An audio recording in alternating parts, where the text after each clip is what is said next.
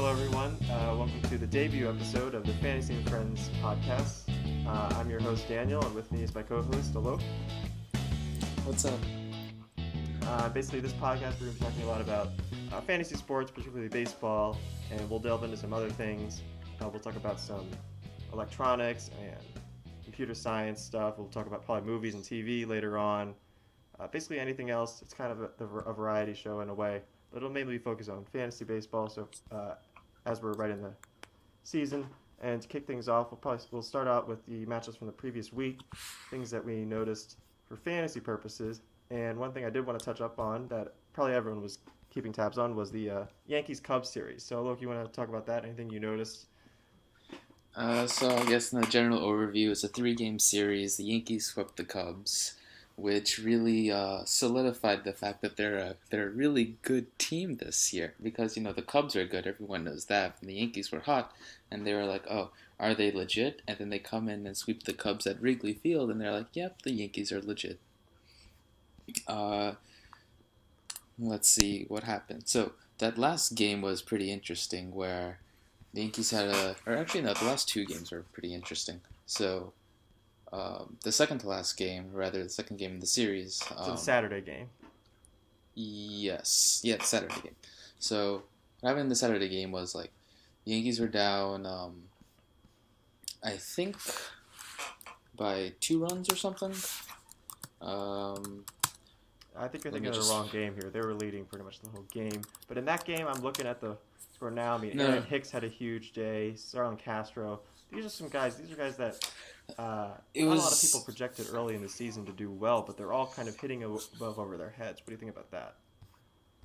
So it seems like Aaron Hicks has made some improvements. If we look at his stat line, I believe he's been more disciplined at the plate. His out of zone swing rate has gone down a fair bit,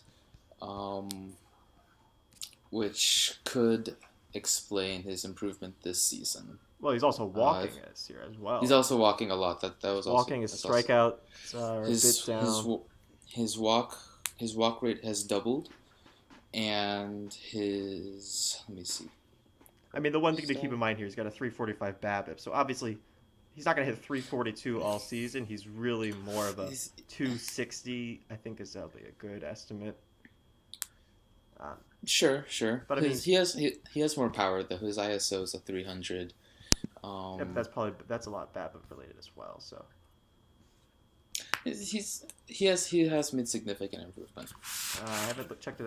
I assume his launch angle I think is a bit higher as well. I mean, yeah, he looks better this season. I think the biggest knock on him is he's their 4th outfielder. That is true. The Yankees do have 4 good outfielders. The thing about Brett Gardner, though, is he has been doing well so far, but I don't think that's sustainable. He's done this before where he's very streaky in the beginning of the season and then just tails off. Well, there's also injury problems. I mean, Jacoby Ellsbury's just never seems to stay healthy. I mean, I don't think that's going to... I mean, no one obviously roots for guys to get injured, but... Noah? No one. Oh, no one. I thought you said Noah. No one obviously roots for guys to get injured, but I mean, Ellsbury hasn't... I mean, he's played better than a lot of people assume, but he hasn't made over 150 starts since 2011. Yeah, he's an old-timer. That's the Yankees series. Anything else you want to talk about there? It was just a pretty cool series overall. I guess that last game was pretty interesting, where the Yankees had a 3-run lead going into the bottom of the 9th, and then Chapman gives up 3 runs, and the last run was bases loaded, and then he ends up hitting Anthony Rizzo to bring in the tying run. And then after that, they played about 9 more innings. It went on until 2 in the morning. Then they scored a run at the top of the 18th, and then that's when people got to go home. All right, Scott Feldman throws a 4-hit shutout. Anything there? I didn't actually look into that. Are you a Scott Feldman guy? I don't know. Let me pull up his stats. Didn't I heard he did that, but I didn't actually look into it much more. There's okay. I'll play my cards. And there's nothing here. I mean, I wouldn't for fantasy purposes. There's no reason to be concerned about Scott Feldman. Uh, he's kind of just their bridge starter in Cincinnati. I mean, he's really there to eat innings. And this is San Francisco, who can't score off anyone. So I wouldn't be too concerned in this. This is not a guy to go pick up and. Oh yeah. I mean, I don't. Yeah, he doesn't seem like he's. Yeah, he doesn't seem too interesting of a guy with a. His FIP and XFIP are hovering over 4. That's like you can get better guys. Yeah, there's no reason to read too much into that. Chris Sale strikes out everyone. Again. But the Pedro thing about Chris Martinez, Sale, huh? Pedro Martinez has been. I don't know how this probably doesn't mean much for fantasy purposes, but I think it's still worth noting that Pedro Martinez, he's giving Chris Sale a lot of credit. I guess where it's naturally due, saying that things like, I hope he breaks. So like Chris Sale is on I believe, a streak with 5+ games of 10 or more strikeouts. I think he has 6 games now. 6 games now. Okay, so I forget how many Pedro has, but he is closing in on Pedro's record, and Pedro is rooting him on to beat his record. Yeah, I mean, Chris Sale looks great. I don't know why people would have thought he would be discounted earlier in the year with the trade to Boston. I think. Yeah, you have something about that? I think it's just because, like, I don't know. I'm not sure how U.S. Cellular Field is, but Boston's definitely a hitter-friendly park. But he does get a lot of strikeouts, so I get there probably should not be as much of He's concern. not a huge fly ball pitcher either, so there really shouldn't be any concern with that. And obviously the natural skill set is there. Mm-hmm. We could talk about Jamison Tyone kind of going on a downer here. Oh, that was a very sad I know you story. have him, and I have him. He's kind of. We don't. He know has this. so he just got tested for his cancer, and this comes right after he went out with a groin discomfort. Yeah, so we know why he has a discomfort. Well, yeah, there you go. And he's is he anyone? Do you think you should just drop him? I mean, is it worth holding on to him now at this point? With everyone going on the DL, you're probably going to need that DL spot. What do you think about that? I'll probably hold on to it until someone else goes on the deal, and then I'll consider dropping Tyone. I mean, there's no timetable for return, so really, no one. I'm assuming it's gonna be a while, but there's still no definite answer on that. I mean, and the skill set is there, yeah. So the skill set's there. If he comes back, I'm sure he'll do fine, but we're just not sure when he comes back. Yeah, maybe hold on for a week or two and see what he does, but. I mean, I mean, I'll probably end up holding on to him until someone else goes on the DL. Well, I mean, in general, I mean, yeah. So, with everyone getting injured now, I mean, the best player in baseball right now, Mike Trout, is still out with his hamstring discomfort. I thought he was coming back on Tuesday. No, he's still out of the lineup for the Tuesday game against Oakland. So I mean, that kind of shows you. I mean, with Kershaw out last year, no one's safe in this league, you know. Yeah, you get guys like Cole Hamels that started 200 innings for the past however many years. Now he's out for 2 months, so yeah, it's just something to keep in mind. Oh, what about all that drama with Matt Harvey lately? Yeah, I mean the Matt Harvey stuff is something.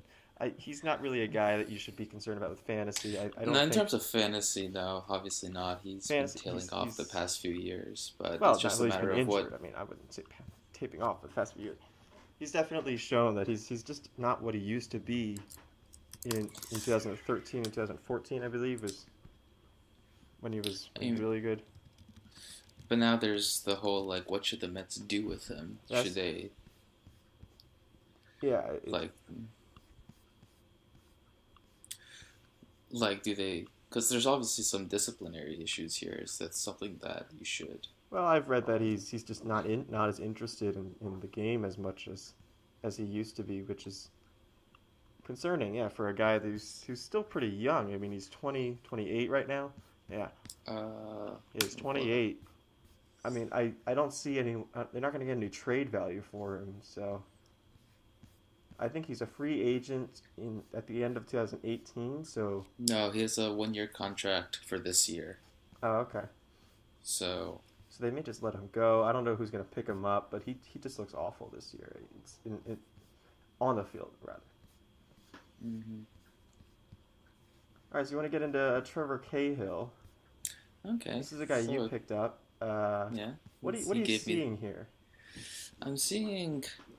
Let me pull up his stat line. His one thing that caught my eye was it just seems to be all around improvement. He added in a cutter this year that seems to have been bringing pretty good results. His K9 is up in the double digits. His FIP is below 3, as is his XFIP. Or no, his XFIP is it's 3.07, which is still not bad. I don't think there should be a lot of regression. I think this is just a pretty legit guy. I think he's turned his career around. Turned his career. So, Yeah, I mean, last year obviously he was used as in a relief role with the Cubs. Uh, did pretty well. 2.74 ERA. I mean, his FIP was a bit high, but that's when he increased his strikeout rate. He had 9 strikeouts per 9 innings last year as a reliever for the Cubs, and hmm now I guess I mean, now he's at 11.2, which is ridiculous for this guy. I don't think he's going to sustain that. But is this a guy that needs to be owned in all leagues? I think he deserves to be owned in way more than a third. Yeah, right now he's I at don't. 38%, but that's a plus 32. So obviously, guys, Yeah, he people was. are jumping People on are. him. I think especially in that park, it's going to help him Yeah, definitely. for a right-handed pitcher.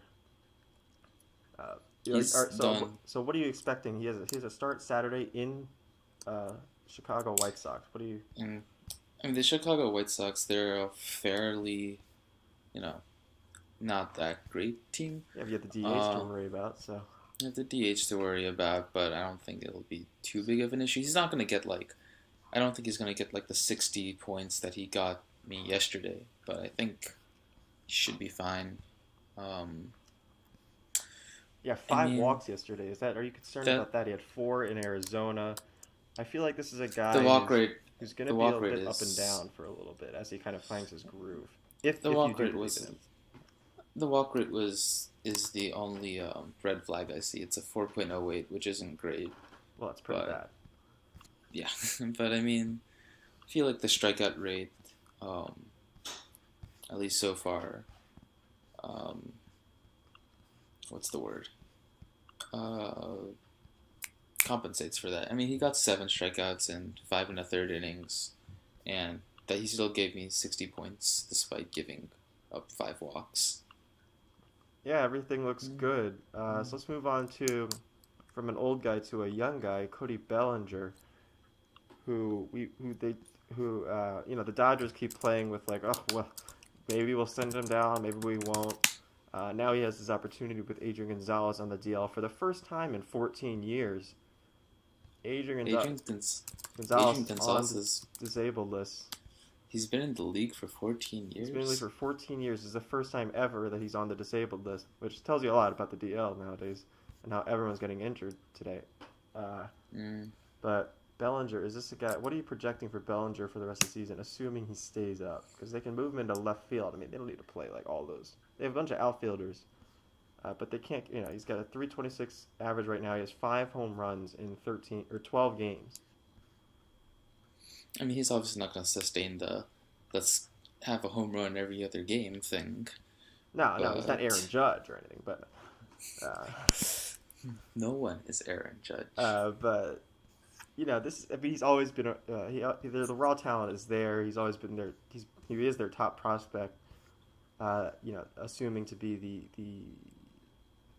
the guy to follow Adrian Gonzalez at first base. He's a natural first baseman, but he can play outfield. He played some outfield in the minors.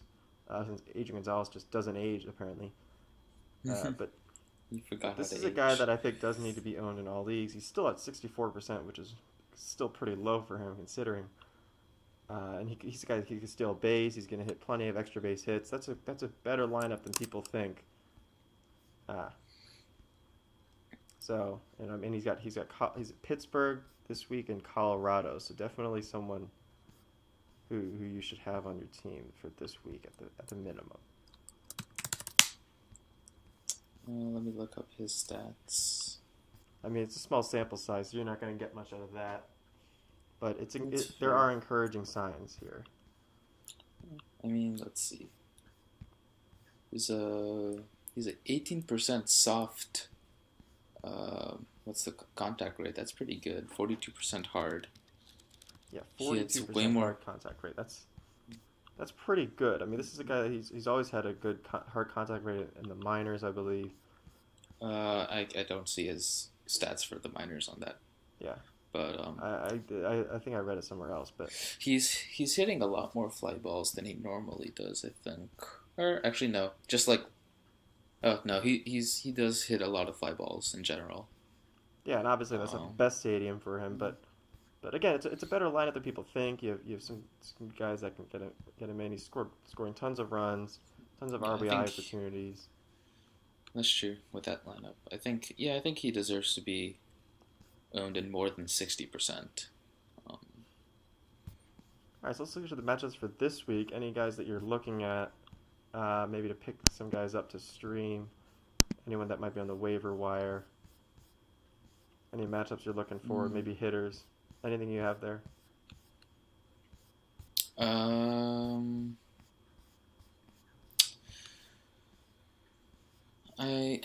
If I'm being honest, I have not looked into the matchups for this week in detail. Yeah, that's basically some guys that you may want to pick up that have some 2-start weeks, or that have some 2 starts for this week. I think pull up. Charlie Morton may be a guy. This is another guy that's striking everyone out. He's kind of in the mold of Trevor Cahill. Changed something late in his career. He's over 30. All of a sudden likes to strike guys out. He has Atlanta and as well as I believe New York. So the Yankees, that'll be kind of his test game. Is he against? He's pitching. In Yankee Stadium. There. Wait, what day is he pitching at Yankee Stadium? On Sunday. Oh, on Sunday. Okay, because I'm going to the game on Thursday. So. All right. Well, no one really asked about that, but you get the Lance McCullers game. So Lance McCullers is an interesting guy. He's always been a guy who has that potential, but kind of a high whip guy. So what are you looking for the Yankees game there? I'm looking to see Jose Altuve give me points in real time. I'm sorry, I'm looking at the wrong one. That's the Dallas Keuchel. You said Thursday, right? Thursday. That's the Dallas Keuchel day. Oh, that's the Cahill day. That's the Keuchel-Pineda matchup. Who do you have there? Keuchel and Pineda. Oh, that's an interesting one. If you had to pick one. If I had to pick one, well, I'm biased in favor of Pineda, but I don't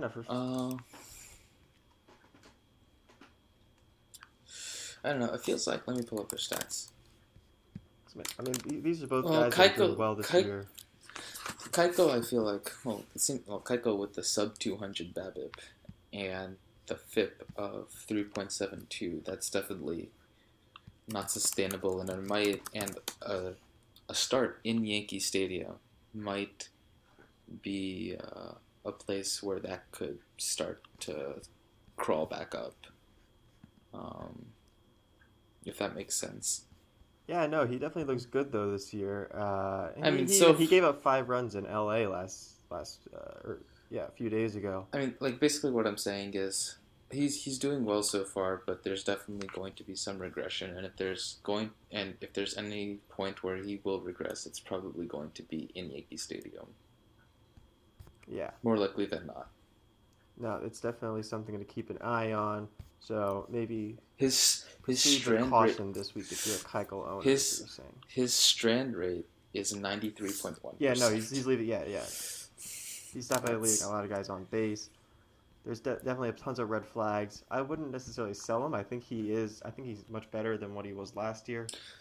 I think he's better than what he was last year. And I think he's definitely somewhere in between last year and the previous year. He kind of, if you look back on that, like I think it was 2014 Dallas Keuchel, the year before he won the Cy Young Award. That's probably the true Dallas Keuchel. Yeah, that's a fair point. He's going to get wins on that team. That's a pretty good team. Yeah, that's the year 2.93 ERA. He's going to get you maybe 15 wins. He's not a huge strikeout guy. He never has been, I don't Yeah, think. he never has been, so you can't really expect too much there, but he's able to limit the walks at least considerably, and he's never been a home run guy either, and looks like he's not really giving up home runs this year, so you can expect good things moving forward, but don't expect this 1.88 ERA to sustain. Yeah, so if I had to pick anybody, I'd pick Pineda for that so you would matchup. Pick Pineda, who's looked much better this year than he has in the past. What's different this year, though, about the past?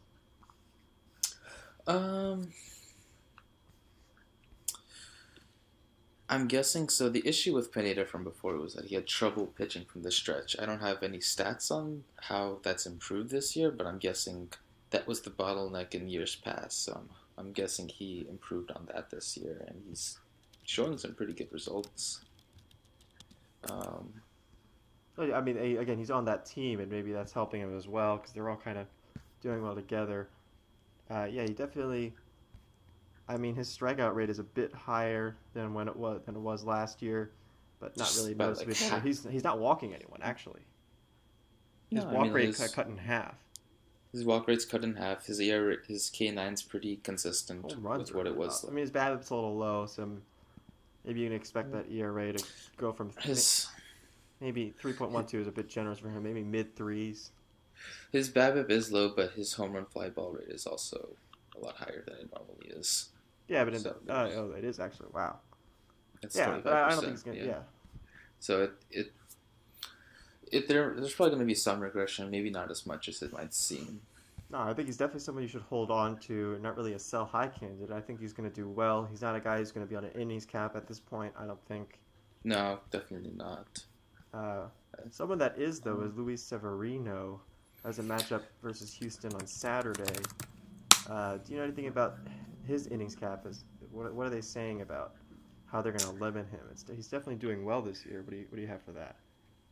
I don't. As far as I know, there's no official innings cap right now. There might be one announced later on, and given the fact that really he's only been with the organization for basically last year, and he pitched some amount in 2015, but in 2016 he started 11 games. He's only had 22 starts in his career. I'd imagine there would be some sort of innings cap, maybe at Can you guess how many innings he threw last year without looking? Oh, well, I am looking at it right now. All right, so 71 innings. 71 innings, yeah. Which is not a lot, and I feel like they do want to be careful with him. I think Tanaka, Pineda, and maybe someone else are all going to be free agents at the same time, so they definitely want to have this guy locked in. He's striking out everyone this year, which looks good. But you do kind of feel like he's this year's Aaron Sanchez, where he's pitching really well, but maybe you should try to sell him and see what you can get. See if someone is not necessarily paying attention to that innings cap, but you do feel like there's going to be some there. They don't want, especially if they're going to make this playoff run. If the Yankees keep doing well, they're going to want him healthy and fresh in September and October. So I am looking it up right now, and according to General Manager Brian Cashman, there is no innings cap at the moment for Luis Severino. So I'm guessing there will be one down the road, but I mean, especially if they keep playing, if they want him fresh for October, then you kind of have to expect that, especially for a young guy, and they don't want to stress him out. So another guy that may be on an innings cap. I mean, let's see, depending on how things play out later on this season, if Jordan Montgomery, for instance, starts settling down, there's the chance that no, never mind, I take that back. Jordan Montgomery is also a rookie. I was going to say, Severino might not be their third starter in the postseason if someone else starts doing well, but I don't know if there's anyone else that's reliable. I mean, CeCe Sabathia looks awful, so... Yeah, so... They can't keep throwing him out there. It'd be Tanaka, Pineda, and I guess it would have to be Severino. There's no one else. Severino. There's really... I mean, Montgomery looks good, too, but... But he's also in the same boat as Severino. Yeah, where so they're both absurdly young. and he was even less experienced. So. Yeah. All right, so that wraps up our fantasy baseball talk. Anything else you wanted to add before we wrap that up? Any of the guys maybe a hitter you're looking at? I guess general baseball stuff. They're retiring Jeter's number on Sunday. So at that point, the Yankees will have no more single-digit numbers. They'll all have to be double digits. All right, maybe something you want to put on your calendar. Probably not. All right, so that wraps up the fantasy talk. Wait, but it's already on my. It's already on my calendar, though. All right, let's get to your thing today. So, what are you going to be talking about? What are you teaching us? So there's this paper that's like pretty interesting. It's been cited over 200 times. So it clearly has some sort of impact on the research community. It's called Fast Shortest Path Distance Estimation in Large Networks, and the authors are some folks at Boston University. The first author is Michaelis Potamias. So the idea behind the paper is, say like you want to find the shortest path in a graph, right? So that's like a common problem. I think you guys went over that in 1371, right? Like shortest path in a graph, Dijkstra's algorithm, all that stuff, BFS. So the idea behind this paper is, say we want to find the shortest path in a graph that changes over time. So like say you add an edge to the graph, say you remove an edge from the graph, the shortest path between certain pairs of vertices is going to change. How do we account for that change? And furthermore, this is a shortest path algorithm that relies on queries. So it's not like Dijkstra's, which solves the single source shortest path problem. This is more like the all-pair shortest path problem, except instead of solving the shortest path problem on every pair of vertices, it'll do some pre-computation and then allow the user to query the algorithm for the shortest path between a specific pair of vertices. So it doesn't necessarily find the shortest path between every pair of vertices, it just finds the shortest path between a given subset of vertices, essentially. So the idea behind the paper is it's essentially an algorithm that does this, that solves the problem I mentioned. And the way it works is it selects a set of vertices as landmarks. And in the pre-computation, what it'll do is it will take each landmark and do a breadth-first search from the landmark to find the distance from the landmark to every other vertex in the graph. And it'll do this for every landmark, so you know the distance from each landmark to any other vertex in the graph. Now what it'll do is, so that was the pre-computation stage. And now if you were to query the graph for the shortest path between a specific pair of nodes, now what it'll do is it'll find, say you're trying to find the shortest path between U and V. It'll find the distance between U and some landmark, the distance between that landmark and V, and add those two distances together. So it'll upper bound the distance between U and V with the distance from U to a landmark and the distance from a landmark to V. And then it'll minimize that over all landmarks. And then that'll be your estimate for the shortest path between U and V. Interestingly enough, if you wanted to solve this problem in the exact case, good luck with that. That problem is NP hard. It reduces to the vertex cover problem, which means that unless P equals NP, which is highly unlikely, this problem is not efficiently solvable in the exact case, so you would have to go for an approximation.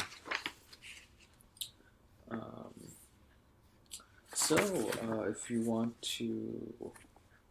So, the experimental results for this are pretty decent. They ran this algorithm on which graphs did they use? They used the Flickr graph, the Yahoo graph, the Wikipedia graph, and the DBLP graph. And they're getting pretty decent results in terms of accuracy.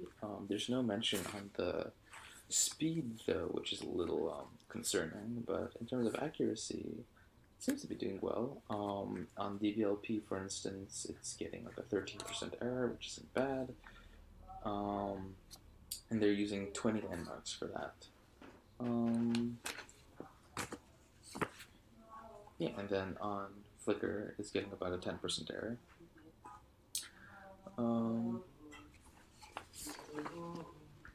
Yeah, so overall, this algorithm seems to be doing pretty well, but it seems to be doing well in the static graph scenario. So what my research is in is getting this to work on a streaming graph scenario. So I mentioned before, like, what do you want? How would you solve the problem of querying the shortest path between two vertices when the graph changes? Well, this paper doesn't actually solve that problem. So that's what my research is in, is trying to solve this problem of trying to estimate the distance between two vertices in a graph when they're queried, not like every pair of vertices, just like if I ask you what's the shortest path between, or the shortest path between like U and V, how do you give me an answer, efficiently and accurately when the graph changes? So that's what my research is in, and we're getting numbers that are pretty similar to these guys in terms of accuracy, except ours will also take into account edge insertions and deletions, whereas this paper, it would be very difficult to account for edge insertions and deletions in their research.